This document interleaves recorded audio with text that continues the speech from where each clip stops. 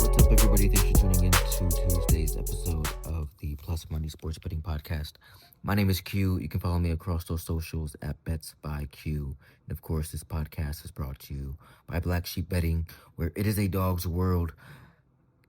No way to sugarcoat how nasty and disgusting and terrible and abomination of football that we got to see last night in these two games that we had. The league's got to figure out a better way to rearrange these games because look, I get how good this game could have been with. I guess I don't understand the Jets Miami matchup at all in prime time. I guess like divisional. I don't know. I didn't have high expectations for either of those teams, but um, this Bengals Broncos game, Joe Burrow in. It seemed like it was going to be a really good matchup. But Burrow wasn't out there. The game was terrible. Bengals only put up 3 points. Nobody wants to watch that kind of football on the big stage. And it's not just one game. I feel like this entire week we got like the Cowboys tie. We got the Jets Miami game that looks a lot closer than it actually was. But ugly football, slow pacing, zero entertainment in the NFL. They need to get it together. But that brings us to where we're at. 0-2 to start the week, down 2 units. Both primetime plays went down. And to be honest with you, I even pivoted off giving anything out to my VIP clients last night because it just wasn't worth forcing a play. I kind of had buyer's remorse after I gave it out on the podcast. I had already locked it in. But the good news, October baseball is here. We've got 4 plays on the board today, all in the MLB.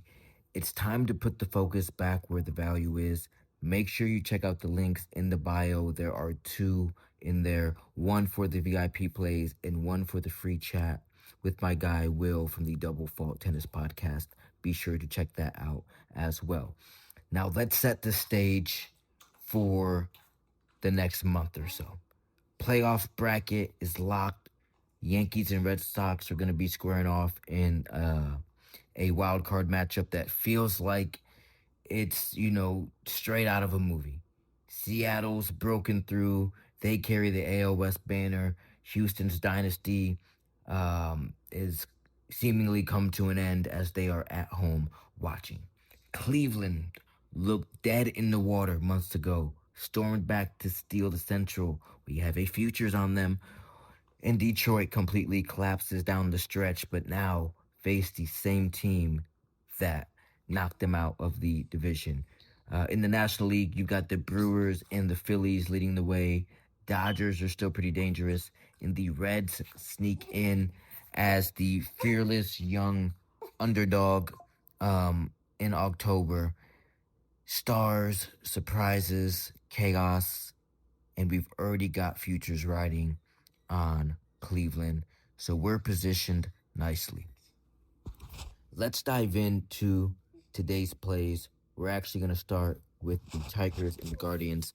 I know I'm getting this one out late to you, so I'm going to just kind of go quickly here. Detroit, they gave the division away. I mean, they hand the ball to Tariq Skubal now, who has been phenomenal all year. Cy Young level will probably grab that as well. But he showed a little bit of cracks down the stretch. His last 2 starts against Cleveland, both within the last few weeks, he allowed just 2 earned runs across 12 innings. But there were runners pretty much everywhere. Still managed to punch out 17, but it wasn't the same clean dominance that we saw earlier this season.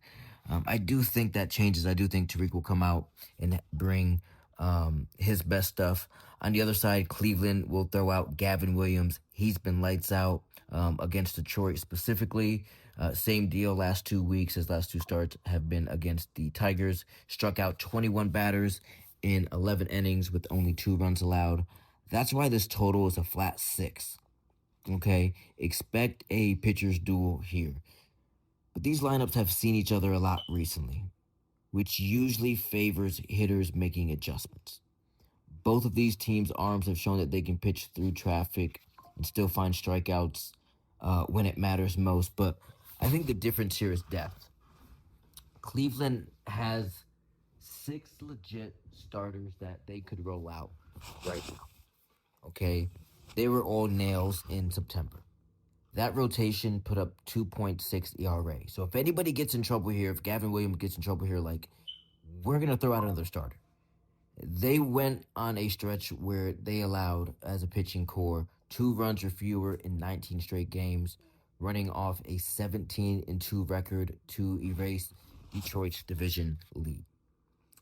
Add in the fact that they have one of the best bullpens in baseball. Cleveland has every tool that you want in October, and it's why we have a futures on them. Detroit, on the other hand, one of the worst bullpens down the stretch, and an offense that seemingly disappeared. Riley Green has cooled off. Baez was a strikeout machine. Torres never got going. That lineup carried them early, but it wasn't there when it mattered. Everything is 0-0 now as we move into the playoffs. But for me, I know just it's the momentum says it all. Cleveland was 15 games out. They stormed back. Detroit had it in their hands. They let it slip. My play here tonight is going to be the Guardians on the money line plus 140. I know that we're double dipping instead of hedging, but this still is not a true hedge spot, okay? But this is an intentional play. If Detroit loses game one, which I expect, even behind the strong arm of Scooball, we're going to get a better number to essentially hedge the Cleveland bet and lock in on the Tigers for the series. I think this does go 3. I think all 3 games are going to be crucial here. But I do think that last series where Cleveland was able to win and secure the division and over the Tigers, it makes all 3 of these games in Cleveland. That's how we're going to create value here. But today we will roll the dice. I'm going to take the Guardians on the money line plus 140, 1 unit. Lock it in. Next up, we're going to head to Los Angeles for a Dodgers versus Reds matchup. Cincinnati comes in as a plus 140 dog against Blake Snell and the Dodgers. Look, I do lean the Reds here because of how shaky the Dodgers bullpen has been. But the Reds bullpen isn't one I want to trust either. That's why I'm just going to isolate this bet. I'm going in on Cincinnati's best player, their brightest young star, not named Ellie De La Cruz. I'm going to lock in on their pitcher tonight, Hunter Green. The play is going to be Hunter Green over 16.5 outs recorded. That means 17 outs. 5.2 innings pitched. He has to make it in to the 6th inning. Okay? He's shown that he can do that. In his last 3 outings, he's threw a complete game, 1 hit shutout. That's 27 outs. He went 6 innings for 18 outs in another. The only blemish was the 2-inning start. I think that was against the Oakland Athletics. He got shelled early, got pulled. But 2 of his last 3 starts have cleared this number with ease. And that 1 hitter, I feel like, shows the ceiling. If he needs to go out there and throw ball all night, he will. This bet is a clean one because I feel like it just takes the bullpens out of it. We don't have to worry about Cincinnati's relief pitchers blowing up or even their bats, stringing anything out and figuring out Blake Snell. We're isolating everything on one guy. If Green gets shelled or runs his pitch count up early, which, the Dodgers, they tend to do that to starters, we'll lose in that case. But if he mixes strikeouts with weak contact, takes a very methodical approach, sticks to the script, I like his chances to get into the 6th inning. That's all we need here. That's the bet. Hunter Green over 16.5 outs recorded, plus 110. Shop around. You can find a better number on this as well. That's the bet. Lock it in, 1 unit. Now let's go Cubs Padres. Cubs are going to go with Matthew Boyd today. He pretty much earned this spot because of what he did last postseason with Cleveland. He pitched 11.2 innings in 3 playoff starts, 0.77 ERA, over 10 strikeouts per 9, didn't allow a single home run. This year, he made his first All-Star game. He's been a bit shaky. 5 of his last 7 starts, he's allowed 4 or more runs. But again, this is the postseason. Everything resets. There's a reason why the MLB has regular season stats and postseason stats. We'll get to that a little bit more as we wrap up for our last bet.